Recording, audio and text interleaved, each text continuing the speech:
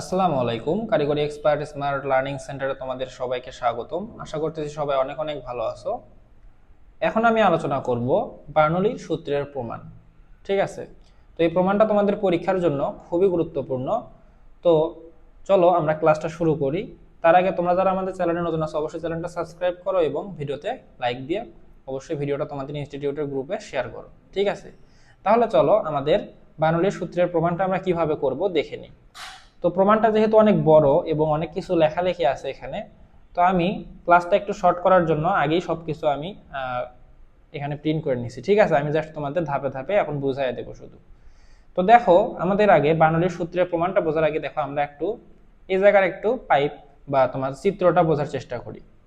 তো চিত্রে হচ্ছে দেখো আমাদের একটা ক্রমশ সরু পাইপ দেওয়া আছে, অর্থাৎ এই প্রান্ত একটু মোটা, এই প্রান্ত ক্রমশ আস্তে আস্তে সরু হয়ে যাচ্ছে। ঠিক আছে, এরকম একটা পাইপ দেওয়া আছে এবং আমাদের এই যে এইটা হচ্ছে আমাদের কি, এটা হচ্ছে আমাদের ডেটাম লাইন। ঠিক আছে, তো এখানে আমাদের যে বিষয়গুলো ঘটতেছে সেগুলো আমরা সামনে এখন আস্তে আস্তে ব্যাখ্যা করব। তো বার্নৌলির সূত্রে প্রমাণ করার জন্য প্রথমেই দেখো এখানে কি বলা আছে যে পাইপের এ সেকশনের ডেটাম হেড, চাপ, বেগ এবং ক্ষেত্রফল যথাক্রমে দেওয়া আছে কি Z1, P1, V1 এবং A1। অর্থাৎ আমাদের এই যে এ সেকশনের যে সেকশনটা আছে এখানে আমাদের ক্ষেত্রফল হচ্ছে ডেটাম হেড হচ্ছে এই যে ডেটাম লাইন থেকে এই পাইপের একদম কেন্দ্র পর্যন্ত উচ্চতা, এটা হচ্ছে আমাদের Z1। ঠিক আছে, এরপর আমাদের এই জায়গায় একটা কি করতেছে, চাপ কাজ করতেছে, তার ফলে কি হচ্ছে, পানিটা সামনের দিকে প্রবাহিত হচ্ছে, তাই না? প্রবাহিত হচ্ছে কিন্তু এর ফলে তাহলে এখানকার চাপের নাম দেওয়া হলো বা চাপের তীব্রতার নাম দেওয়া হলো কি P1। ঠিক আছে, এরপর আমাদের V1 হচ্ছে এই সেকশনে আমাদের তরলের বেগ। ঠিক আছে, অর্থাৎ এই সেকশনে আমাদের তরলটা কি বেগে প্রবাহিত হচ্ছে। আর A1 হচ্ছে আমাদের এই সেকশনের, অর্থাৎ এখানকার বৃত্তাকার সেকশন বা যে সেকশনই হোক না কেন সেই সেকশনের ক্ষেত্রফল। ঠিক আছে, এরপর আমাদের দেখার একটা সেকশন কল্পনা করা হয়েছে, সেটা কি এই যে বি সেকশন। ঠিক আছে, তো এই সেকশনের জন্য আবার ধরে নেওয়া হয়েছে যে ডেটাম হেড হচ্ছে ডেটাম লাইন থেকে এই পাইপের কেন্দ্র পর্যন্ত হাইট হচ্ছে কি Z2। ঠিক আছে, এরপর আমাদের এইখানে চাপের পরিমাণ হচ্ছে P2। কিন্তু এখানে একটা কাহিনী হচ্ছে কি, আমাদের এই দিকের এই জায়গার চাপটা যদিও পজিটিভ দিকে কাজ করলেও আমাদের এই সরু প্রান্তের চাপটা কি করবে, বিপরীত দিকে কাজ করবে। কি জন্য, দেখো পানিটা যখন সামনের দিকে প্রবাহিত হবে, পাইপটা যখন ক্রমশ শুরু হয়ে যাবে, ঠিক আছে, তখন কি হবে, এখানে একটা বাধা দেওয়ার চেষ্টা করবে না, তরলটাকে বাধা দেওয়ার চেষ্টা করবে, কিন্তু তখন এই চাপটা কি করবে, বিপরীত দিকে ক্রিয়া করবে। ঠিক আছে, এরপর আমাদের এই জায়গার বেগ কি ধরা হয়েছে V2 এবং এই জায়গার আমাদের ক্ষেত্রফল ধরা হয়েছে A2। তো আশা করতেছি এই পর্যন্ত তো খুব সহজভাবে তোমরা বুঝতে পারছো। এখন আসলে আমরা পরবর্তী অংশে চলে যাই। এখানে দেখো কি বলা আছে, বলছে ধরি এ এ কি বলা আছে দেখো এ, ঠিক আছে, প্রথম সেকশন, অর্থাৎ এই যে আমাদের এ যে সেকশনটা আছে এবং বিবি যে সেকশন আছে, এই সেকশনে তরল সামান্য সরে যথাক্রমে DL1 এবং DL2 দূরত্ব অতিক্রম করে। অর্থাৎ ধরো এই ক্ষুদ্র সময়ে এ সেকশন থেকে তরলটা সামান্য সরে কতটুকু সরে DL পরিমাণ। ঠিক আছে, অর্থাৎ ক্ষুদ্র অংশ বোঝানোর জন্য আমরা কিন্তু ডি ইউজ করে থাকি। তো এই জন্য আমাদের যেহেতু সরণটা খুবই কম হয়েছে সেই জন্য ধরা হয়েছে যে এই জায়গার আমাদের পানির সরণ হয়েছে DL পরিমাণ। ঠিক আছে, এখন আবার বি সেকশনে, অর্থাৎ বি সেকশন থেকে ওই একই সময়ে পানির সরণ হয়েছে হচ্ছে DL2 পরিমাণে। ঠিক আছে, অর্থাৎ এখন তুমি বলতে পারো যে একই সময়ে দুই জায়গায় দুই রকম সরণ হলো কি জন্য, তুমি কিন্তু জানো যে পাইপের মোটা প্রান্তে, আমরা কিন্তু পঞ্চম অধ্যায়ে দেখছি যে মোটা প্রান্তে কিন্তু বেগ কম হয় এবং চিকন প্রান্তে কিন্তু বেগ বেশি হয়। তাহলে একই সময়ে যেহেতু কম বেগের কারণে কি হবে, অবশ্যই কম দূরত্ব অতিক্রম করবে, আর বেশি বেগের জন্য বি সেকশন থেকে বেশি দূরত্ব অতিক্রম করবে। ঠিক আছে, এই জন্য আমাদের দুই সেকশনের জন্য দুই রকম দূরত্ব ধরা হয়েছে। ঠিক আছে, তো অতিক্রম করে। ঠিক আছে, এরপর আমাদের অতিক্রম করে ধরলাম এ সেকশন থেকে আমাদের কি হবে এ প্রাইম এবং বিবি সেকশন হতে বিবি প্রাইম স্থানে আমাদের ওই কণাগুলো কি হলো, জায়গা দখল করলো। ঠিক আছে, অর্থাৎ আমাদের এক ক্ষুদ্র সময়ে আমাদের এ সেকশন থেকে পানি এ প্রাইম পর্যন্ত গেল এবং ক্ষুদ্র সময়ে বিবি সেকশন থেকে পানি বিবি প্রাইম আমাদের সেকশনে গেল। ঠিক আছে, আশা করতেছি এই পর্যন্ত বুঝতে পারছো। এখন দেখো তাহলে আমাদের কি হবে, এই যে এ সেকশন এবং এ প্রাইম সেকশন, এই সেকশনের মধ্যে যতটুকু পানি আছে তার ওজন এবং এই বিবি সেকশন এবং বি প্রাইম সেকশনের মধ্যে যতটুকু পানি আছে তার ওজন কিন্তু সমান হবে। কি জন্য সমান হবে, দেখো এই জায়গায় যদিও অল্প পরিমাণ দূরত্ব অতিক্রম করছে, কিন্তু দেখো এখানে কিন্তু আমাদের পাইপের আমাদের কি সেকশনটা কিন্তু বড়, আর এখানে আমাদের দেখো বেশি পরিমাণ দূরত্ব অতিক্রম করছে কিন্তু পাইপের সেকশনটা ছোট।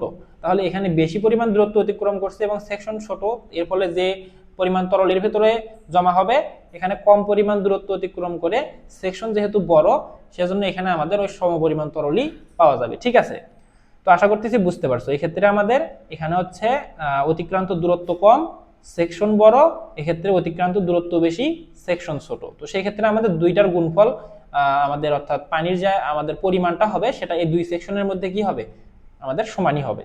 তো সেটা এখানে বলা হয়েছে যে আমাদের এই যে এ সেকশন এবং এ প্রাইম সেকশনের মাঝে তরলের ওজন, এই যে এ এবং এ প্রাইম সেকশনের মাঝে তো পানির ওজন ইজ ইকুয়াল টু বিবি এবং বি প্রাইম সেকশনের মাঝে পানির ওজন ইজ ইকুয়াল টু ডাব্লিউ ধরা হয়েছে। ঠিক আছে, অর্থাৎ আমাদের এই সেকশনের মধ্যে যতটুকু পানি আছে এবং এই সেকশনের মধ্যে যতটুকু পানি আছে তার ওজন হচ্ছে সমান। তাহলে এখন কিন্তু ভাইয়া আমরা পানির ওজন ডাব্লিউ ইজ ইকুয়াল টু আমরা জানি কিন্তু ওমেগা ইন্টু আয়তন, অর্থাৎ একক ওজন গুণন আয়তন। তাহলে একক ওজন মানে কি, একক আয়তনে পানির ওজনই হচ্ছে ওমেগা। তাহলে একক আয়তনের পানির ওজনের সঙ্গে যদি আমরা মোট আয়তন দ্বারা গুণ করি তাহলে আমরা কি পাবো, এই জায়গার আয়তনের জন্য পানির পরিমাণ পাবো না, পানির পরিমাণ কিন্তু পাবো। তাহলে দেখো সেটা এখানে করা হয়েছে কি, এই যে ওমেগা ইন্টু A1 DL1। তাহলে A1 হচ্ছে এই সেকশনের ক্ষেত্রফল, এর সঙ্গে আমাদের এই দূরত্বটা গুণ করলে আমরা কি পাবো, এই সেকশনের আয়তন পাবো, তাই না?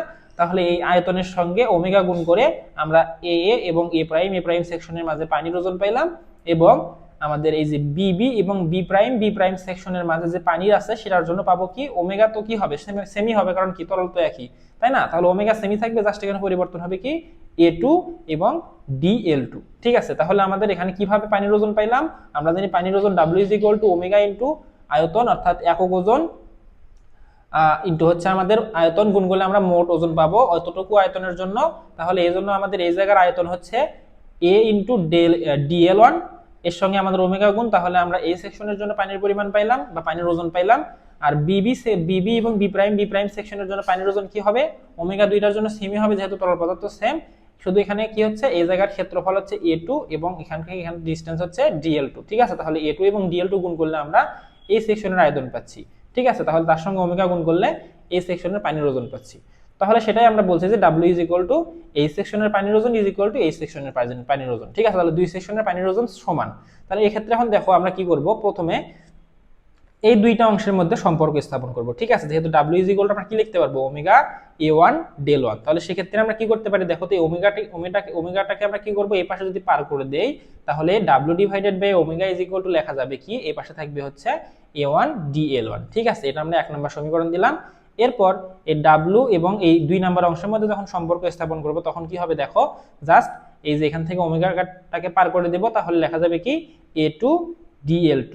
তাহলে দেখো তো W divided by omega is equal to এটাও লেখা যাচ্ছে, W divided by omega is equal to এটাও লেখা যাচ্ছে। তাহলে আমরা কি করতে পারবো, এখান থেকে এইটা ইজ ইকুয়াল টু এটা কিন্তু লিখে দিতে পারছি। এটা এমনিতেও লেখা যায়, তো আমরা এখান থেকে ওমেগাটাকে আলাদা করার জন্য এভাবে লিখলাম। ঠিক আছে, তাহলে এখান থেকে আমরা দেখো কি করব, A1 DL1 is equal two A2 DL2। ঠিক আছে, অর্থাৎ আমরা এখানে এই লাইন দ্বারা কি বুঝলাম, এই জায়গার আয়তন এবং এই জায়গার এই দুই সেকশনের মাঝের আয়তন সমান। ঠিক আছে, এখন দেখো আমাদের কি বলছে এখানে, এ হতে এ প্রাইম সেকশনে চাপ দ্বারা কৃত কাজ। ঠিক আছে, অর্থাৎ দেখো আমাদের এই পাইপের প্রত্যেকটা বিন্দুতে কিন্তু পিয়ন পরিমাণে বা প্রত্যেক একক ক্ষেত্রফলে কিন্তু পিয়ন পরিমাণ চাপের তীব্রতা কাজ করতেছে। ঠিক আছে, তাহলে ভাই আমরা কাজ ইজ ইকুয়াল টু কি জানি, কাজ ইজ ইকুয়াল টু জানি হচ্ছে W ইজ ইকুয়াল টু আমরা জানি, কাজ ইজ ইকুয়াল টু আমরা কি জানি, Fs অর্থাৎ বল গুণন সরণ। তাহলে এখানে যেহেতু একক ক্ষেত্রফলে পি পরিমাণ চাপ কাজ করতেছে, তাহলে পুরো ক্ষেত্রফলে কি পরিমাণ চাপ কাজ করবে ভাইয়া, তাহলে পুরো ক্ষেত্রফলে মোট চাপ হবে, অর্থাৎ F ইজ ইকুয়াল টু তখন আমরা লিখতে পারবো একক ক্ষেত্রফলে চাপ ইনটু পুরো আমাদের যে ক্ষেত্র আছে A, প্রথম সেকশনের জন্য A1, তাহলে আমাদের এই P1 এর সঙ্গে A1 গুণ করলে আমরা এই পুরো সেকশনে যতটুকু চাপ কাজ করতেছে সেটার পরিমাণ পাবো। ঠিক আছে, তাহলে এইটা পুরোটা মিলে আমাদের এখানে মোট চাপের পরিমাণ বা বলের পরিমাণ হবে। ঠিক আছে, তাহলে এখানে আমাদের কাজের পরিমাণ কি হবে, কাজ ইজ ইকুয়াল টু আমরা জানি বল গুণন দূরত্ব। তাহলে বল এখানে F ইজ ইকুয়াল টু আমরা কি বসাতে পারবো, F is equal two P1 A1, এর সঙ্গে আমাদের দূরত্ব কতটুকু অতিক্রম করছে, পানিটুকু, দেখো DL1 পরিমাণ দূরত্ব অতিক্রম করছে। তাহলে এখানে আমাদের DL1 যদি গুণ করে দেই তাহলে আমাদের প্রথম সেকশনে চাপ দ্বারা কৃত কাজের পরিমাণ পাবো। তাহলে প্রথম সেকশন বলতে কি বোঝাবে, এই A1 এ হতে এ প্রাইম সেকশনের মধ্যে চাপ দ্বারা কৃত কাজের পরিমাণ। ঠিক আছে, তাহলে সেটা কি হবে, পি ইন্টু A1 দ্বারা মোট বল পাইলাম এবং এর সঙ্গে আমরা ডিএল পরিমাণ, যেহেতু দূরত্ব অতিক্রম করছে কণাগুলো সেজন্য ডিএল পরিমাণ দূরত্ব গুণ করে দিলাম, তাহলে আমরা এই সেকশনে মোট চাপ দ্বারা কৃত কাজের পরিমাণ পাইলাম। ঠিক আছে, তাহলে সেম ভাবে বিবি এবং বি প্রাইম সেকশনে চাপ দ্বারা কৃত কাজের পরিমাণ কি হবে, ওই প্রান্তে যেহেতু আমাদের কি বলছিলাম যে এই পাশের চাপটা কি করবে, বিপরীত দিকে কাজ করবে। ঠিক আছে, কারণ কি এই পাশে যেহেতু পাইপটা কিন্তু কি হচ্ছে, ক্রমশ সরু হয়ে যাচ্ছে, ফলে এখানে একটা বাধাপ্রাপ্ত হবে তরলগুলো। ঠিক আছে, তখন এই চাপটা বিপরীত দিকে কাজ করবে। ঠিক আছে, তাহলে এই জায়গার চাপ যেহেতু বিপরীত দিকে কাজ করতেছে সেই জন্য আমাদের এটা হবে হচ্ছে মাইনাস P2A2 DL2। P2A2 মানে কি বোঝাচ্ছে, এই সেকশনে মোট চাপের পরিমাণ। ঠিক আছে, আর DL2 মানে হচ্ছে তোমার এই যে এইটুক দূরত্ব অতিক্রম করছে সেই জন্য, তাহলে মোট চাপ অর্থাৎ মোট বল বা মোট চাপ যেটাই বলো না কেন সেটার সঙ্গে আমাদের এই দূরত্ব গুণ করলে আমরা কি পাবো, চাপ দ্বারা কৃত কাজের পরিমাণ পাবো। তাহলে আমরা দুই সেকশনে কি পাইলাম, চাপ দ্বারা কৃত কাজের পরিমাণ কিন্তু ভাই আমরা বের করে ফেললাম। এখন দেখো আমাদের কি বলছে, চাপ দ্বারা কৃত কাজের পরিমাণ কি হবে, যেহেতু একটা পজিটিভ একটা নেগেটিভ, তাহলে দুইটা আমরা যদি কি করি, সমষ্টি নির্ণয় করি, তাহলে আমরা কি পাবো, চাপ দ্বারা মোট কাজের পরিমাণ পাবো। অর্থাৎ যেহেতু এইদিকে আমাদের একটা পজিটিভ কাজ সম্পাদিত হচ্ছে, একটা কি হচ্ছে, নেগেটিভ কাজ সম্পাদিত হচ্ছে, ফলে দুইটা সমষ্টি করলে আমরা কি পাবো, আমরা মোট কাজের পরিমাণ পাবো। ঠিক আছে, তাহলে দেখো চাপ দ্বারা মোট কাজ কি হবে, আমাদের এই সেকশনে যেহেতু পজিটিভ কাজ হচ্ছে সেজন্য P1A1 DL1 minus P2A2 DL2। ঠিক আছে, তাহলে এটা বিয়োগ করার ফলে কি হবে, দেখো এক্ষেত্রে আমরা কি করতে পারবো, এখান থেকে আমরা লিখতে পারবো যে হচ্ছে, দেখো কি এই যে কই গেল, এই যে এখানে আমাদের A2 DL2 সমান আমরা কি লিখতে পারবো, দেখো A2 DL1। ঠিক আছে, এই যে এই জায়গাটা দেখো 3 নাম্বার সমীকরণটা দেখো। ঠিক আছে, এখান থেকে কিন্তু আমরা এই যে A2 DL2 এর পরিবর্তে A1 DL1 লিখতে পারি। ঠিক আছে, সেই জন্য দেখো পরের লাইনে এই P2 না A2 DL2 এর পরিবর্তে A1 DL1 লেখা হয়েছে এবং এখানে P2 ঠিকই আছে। ঠিক আছে, তাহলে এখান থেকে আমরা কি করতে পারি, দেখো তো পরের লাইনে এখানেও P1 না, এখানেও আমাদের A1 DL1 আছে এবং এখানেও A1 DL1 আছে। ঠিক আছে, তাহলে এটা যদি আমরা কমন নিয়ে নেই তাহলে এখানে থাকবে কি ভাইয়া, এখানে আমাদের থাকবে হলো P1 মাইনাস P2। ঠিক আছে, তাহলে এই পর্যন্ত আশা করতেছি বুঝতে পারছো। এখন আবার দেখো এই A1 DL1 সমান আমরা কি লিখতে পারি, এই যে লাইনটা দেখো।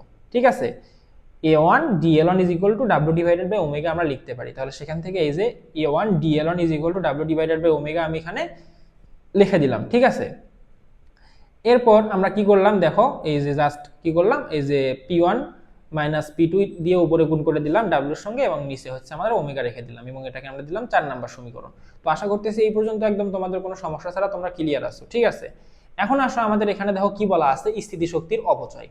এখন এখানে দেখো তো আমাদের কি হবে, স্থিতিশক্তির কিন্তু একটা অপচয় হবে। স্থিতিশক্তি কি, কোনো বস্তুর অবস্থানজনিত কারণে যে শক্তি অর্জন করে সেটাই হচ্ছে কি ভাইয়া, সেটাই হচ্ছে আমাদের স্থিতিশক্তি। ঠিক আছে, অর্থাৎ আমাদের ধরো একটা কণা ইটকে তুমি ধরো বিল্ডিং এর উপরে উঠাইলা, ঠিক আছে, সেখানে কি হবে, ওই ইটের মধ্যে একটা স্থিতিশক্তি সঞ্চিত হবে। ঠিক আছে, তাহলে যখন তুমি ওই উপর থেকে ইটটা ফেলে দিবা তখন দেখবা যে ওই স্থিতিশক্তিটা কি হবে, গতিশক্তিতে আবার রূপান্তরিত হয়ে যাচ্ছে।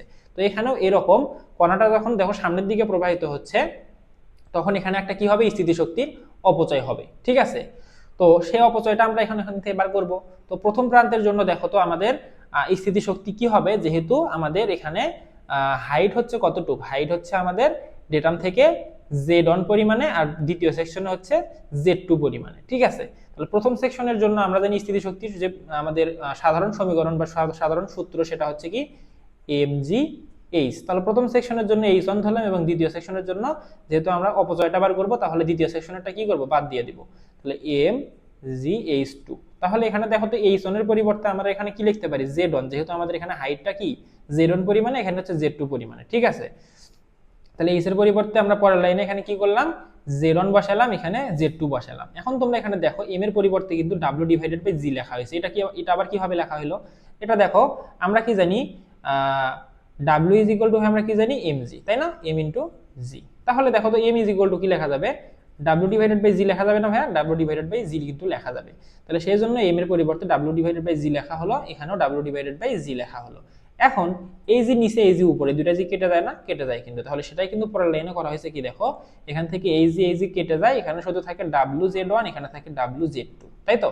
তাহলে এখান থেকে আমরা কি করতে পারি, ডাব্লিউ কমন নিতে পারি। তাহলে ডাব্লিউ যদি কমন নিয়ে নেই তাহলে ভিতরে থাকবে কি Z1 মাইনাস Z2।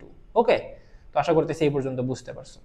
তাহলে ভাই আমরা এখন পর্যন্ত কি করছি, চাপ দ্বারা কৃত কাজের পরিমাণ বের করছি এবং আমাদের স্থিতিশক্তির অপচয়টা বের করছি। এখন এই স্থিতিশক্তি কি জন্য অপচয় হলো সেটা আমি সামনে বলতেছি। দেখো এখন দেখো তো ভাইয়া, আমাদের যখন এই তরলটা সামনের দিকে প্রবাহিত হচ্ছে, পাইপটা যেহেতু ক্রমশ সরু হয়ে যাচ্ছে, তাহলে এখানে কি হচ্ছে, আস্তে আস্তে বেগ বৃদ্ধি পাচ্ছে না? তাহলে আস্তে আস্তে যেহেতু বেগ বৃদ্ধি পাচ্ছে, তাহলে কি হবে, আমাদের গতিশক্তিটাও কিন্তু আস্তে আস্তে বৃদ্ধি পাবে, তাই না?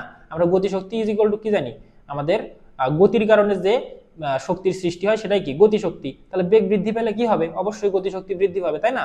তাহলে আমাদের এই জন্য আমরা গতিশক্তি ইজ ইকুয়াল টু কি জানি, হাফ এম ভি স্কয়ার। এগুলো কিন্তু ফিজিক্সের পড়া, তাই না? তাহলে হাফ এম ভি স্কয়ার। তাহলে যেহেতু 2 নাম্বার সেকশনে বেগ বেশি, তাহলে এখানে আমাদের কি হবে, গতিশক্তি বেশি হবে, তাই না? আর 1 নাম্বার সেকশনে যেহেতু বেগ কম, তাই জন্য এখানে কি হবে, গতিশক্তি কম হবে। তাহলে যেহেতু এই সেকশনে গতিশক্তি বেশি, এই সেকশনে গতিশক্তি কম, তাহলে আমরা 2 নাম্বার সেকশনের গতিশক্তি থেকে 1 নাম্বার সেকশনের গতিশক্তি বাদ দিয়ে দেব। তাহলে এখানে দেখো 2 নাম্বার সেকশনের গতিশক্তি কি, হাফ এম ভি স্কয়ার, অর্থাৎ সরি ভি টু স্কয়ার, ঠিক আছে, minus half m v one square. তাহলে এখান থেকে আমরা কি পেলাম, অর্জিত গতিশক্তি পেলাম, অর্থাৎ এখান থেকে যে কণাটা এখানে গেল, এখানে যাওয়ার ফলে কি পরিমাণ গতিশক্তি সে অর্জন করলো সেটা আমরা পাইলাম এখান থেকে, ঠিক আছে? তো আশা করতেছি এখন পর্যন্ত বুঝতে পারছো। এখন দেখো সেম আগের মতোই এম এর পরিবর্তে কি লেখা হয়েছে, ডাব্লিউ ডিভাইডেড বাই জি, এখানেও লেখা হয়েছে ডাব্লিউ ডিভাইডেড বাই জি। ওকে, তাহলে এখান থেকে দেখো দুই পাশ থেকে আমরা কি করতে পারি, দুই জায়গা থেকে আমরা এই ডাব্লিউটাকে কমন নিতে পারি। এখানেও ডাব্লিউ আছে, এখানেও ডাব্লিউ আছে, ঠিক আছে? তাহলে ডাব্লিউ কমন নিলে ভেতরে থাকবে কি, ভিতরে থাকবে হচ্ছে, উপরে থাকবে এই যে ভি টু স্কোয়ার এবং নিচে থাকবে এই যে 2 এবং জি। তাহলে v two square divided by 2জি minus v one square divided by 2জি, ঠিক আছে? এটা তো কমন জিনিস, তোমরা বুঝোই কমন নেওয়া কি। তাহলে এরপরে দেখো আমাদের এখানে কি হচ্ছে, আমাদের এই কণাটা যে গতিশক্তি অর্জন করলো, ঠিক আছে? আমাদের কোনো বস্তু কি এমনি এমনি গতি অর্জন করে? এমনি এমনি কিন্তু গতি অর্জন করে না, তাকে কিন্তু তার উপর কিন্তু কোনো কিছু প্রয়োগ করা লাগে, তাই না? আমরা সাধারণভাবে গাড়ির ক্ষেত্রে যদি কল্পনা করি, সেক্ষেত্রে গাড়ির উপর বল প্রয়োগ করা লাগে, সেই জন্য গতিশক্তি অর্জন করে। তো এই ক্ষেত্রে দেখো আমাদের বল হিসেবে কি কি কাজ করছে এই জায়গায়, এখানে আমাদের চাপ দ্বারা কাজ সম্পাদিত হয়েছে এবং স্থিতিশক্তি অপচয় হয়েছে, ঠিক আছে? অপচয় কখন হয়, যখন একটা কাজে যখন ধরো একটা কোনো কিছু করার জন্য যখন তুমি কোনো কিছু ব্যবহার করবা, তখনই তো সেটা অপচয় না হলেও কি সেটা খরচ হবে, তাই না? তো এখানে অপচয় বলতে খরচই বোঝানো হয়েছে। তাহলে এখানে আমাদের এই যে গতিশক্তিটা যে এই কণাগুলো অর্জন করলো, সেটা কিভাবে অর্জন করলো, এই চাপজনিত যে কাজ সম্পাদিত হয়েছে সেই কাজের কারণে, এবং এখানে যে আমাদের কি বলে এটা তোমার যে হচ্ছে স্থিতিশক্তি যে অপচয় হলো, এই দুইটার কারণেই কিন্তু আমাদের এখানে গতিশক্তি অর্জিত হয়েছে কণাগুলা, ঠিক আছে?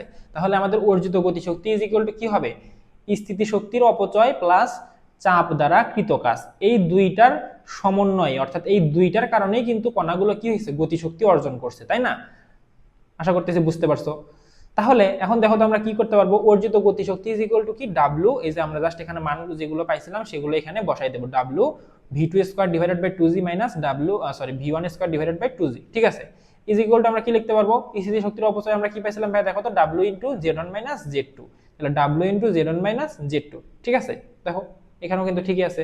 এরপর কি হবে, এখানে দেখো এখানে আমাদের আবার হচ্ছে এই যে চাপ দ্বারা কৃত কাজ আমরা পাইছিলাম কি, W into P1 minus P2 divided by omega. তাহলে ডাব্লিউটা জাস্ট এখানে সাইড আলাদা করে লেখা হয়েছে, কারণটা আমি পরে বলতেছি। তাহলে P1 minus P2 divided by omega into W, ঠিক আছে? তো এটা হচ্ছে আমরা কি করলাম, মানগুলো জাস্ট এখন বসাই দিলাম। এখন দেখো তো ভাইয়া, এই পাশে ডাব্লিউ আছে, তুমি এই পাশ থেকে যদি ডাব্লিউটা কমন নিয়ে নাও, ঠিক আছে? অর্থাৎ আমি একটু এক লাইন স্কিপ করছি এখানে। কিভাবে দেখো, ধরো এখানেও ডাব্লিউ আছে, এখানেও ডাব্লিউ আছে, তুমি ডাব্লিউটা এখন কমন নিয়ে নাও। তাহলে এই পাশে ছিল হচ্ছে, আমি একটু এটা কালো কলম দিয়ে লিখি তাহলে বোঝা যাবে ভালো।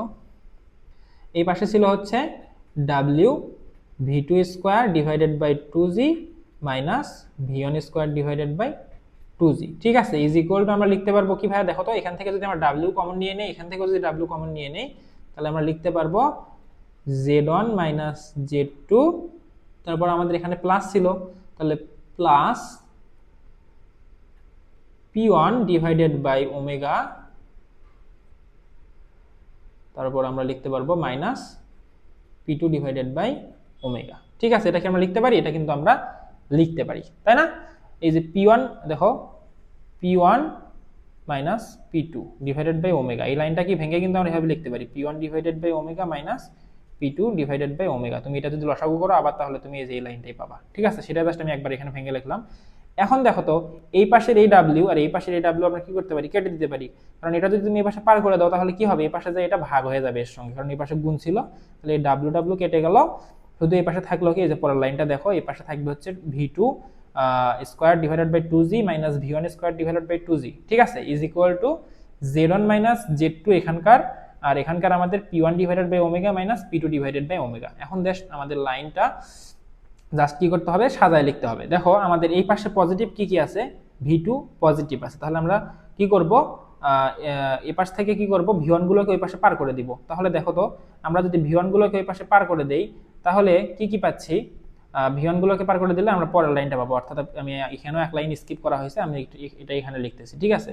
তাহলে এখানে আমাদের আছে ভি2 স্কোয়ার ডিভাইডেড বাই 2g, এটাকে আমরা ওই পাশে পার করে দিলাম, আর এই পাশ থেকে আমরা কি নিয়ে আসলাম, z2 নিয়ে আসলাম, যেটা ওই পাশে মাইনাস ছিল আমরা এই পাশে নিয়ে এসে প্লাস করে দিলাম z2, আর মাইনাস ছিল কি, এই যে p2 divided by omega plus, তাহলে এই পাশে আসলে হবে p2 ডিভাইডেড বাই ওমেগা। আর এই পাশে যেটা মাইনাস ছিল সেটা জাস্ট ওই পাশে পার করে দাও। এই পাশে আগে থেকে কি ছিল, z1 প্লাস আগে থেকে কি ছিল p1 ডিভাইডেড বাই ওমেগা, আর এই পাশ থেকে যেটা মাইনাস ছিল সেটা পাশে পার করে দিলাম v1 square divided by 2g, তাহলে plus v1 square divided by 2g। এখন জাস্ট তুমি লাইনটা একটু গোছায় লেখো, তাহলে কি পাবা, z1 plus p1 divided by omega plus v1 square divided by 2g, এটা হচ্ছে ডেটাম হেড, চাপজনিত প্রেসার হেড, তারপর তোমার হচ্ছে এটা আমাদের ভেলোসিটি হেড, তিনটার যোগফল এই বিন্দুতে, অর্থাৎ এই সেকশনে তিনটার যোগফল, দেখো এই সেকশনের তিনটার যোগফলের কিন্তু আমরা সমান লিখতে পারছি।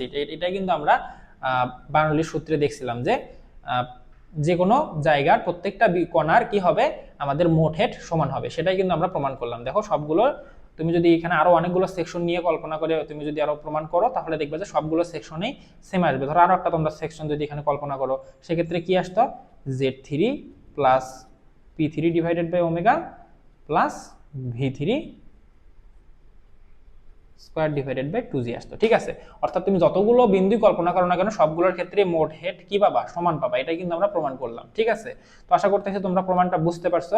প্রথমে কি করবা, তোমরা এগুলো এভাবে মানগুলো বের করে নিবা, মানগুলো বের করে নেওয়ার পর চাপজনিত কাজের পরিমাণ বের করবা, স্থিতিশক্তির অপচয়ের পরিমাণ বের করবা, ঠিক আছে। বের করার পর আমাদের এইখান থেকে কণাগুলো এখানে যাওয়ার ফলে কি পরিমাণ গতিশক্তি অর্জন করলো সেটার পরিমাণ বের করবা। যেহেতু এখানে বেগ বেশি সেই জন্য আমরা এই সেকশনে গতিশক্তির পরিমাণও বেশি, তাহলে বেশির থেকে তুমি যদি কমটা বাদ দাও তাহলে কি পরিমাণ অর্জন করলো সেটা পাবা, তাই না। তাহলে বাদ দিয়ে তুমি সেটা বার করলে কি পরিমাণে গতিশক্তি অর্জিত হয়েছে। এখন এই যে গতিশক্তিটা অর্জন করলো এটা কিসের ফলে অর্জন করলো, এই সম্পাদিত কাজের পরিমাণ এবং এই যে অপচয়ের কারণে, কিসের অপচয়, আমাদের স্থিতিশক্তির অপচয়ের কারণেই তো অর্জন করলো, তাই না। তাহলে আমরা কি লিখতে পারবো, এই অর্জিত গতিশক্তি ইজ ইকুয়াল টু স্থিতিশক্তির অপচয় প্লাস চাপ দ্বারা কৃত কাজ, এই দুইটার যোগফলের সমান লিখতে পারবো না, লিখতে পারবো কিন্তু। তখন তুমি জাস্ট এগুলোর মান বসায় হিসাব করে দেখা দিতে পারবা যে এই সেকশনের মোট হেড ইজ ইকুয়াল টু এই সেকশনের মোট হেড, ঠিক আছে। এটাই জাস্ট আমাদের প্রমাণ করার ছিল। তো আশা করতেছি খুব ভালোভাবে তোমরা বার্নৌলির সূত্রের প্রমাণটা বুঝতে পারছো। এখন চলো আমরা পরবর্তী অংশে চলে যাই।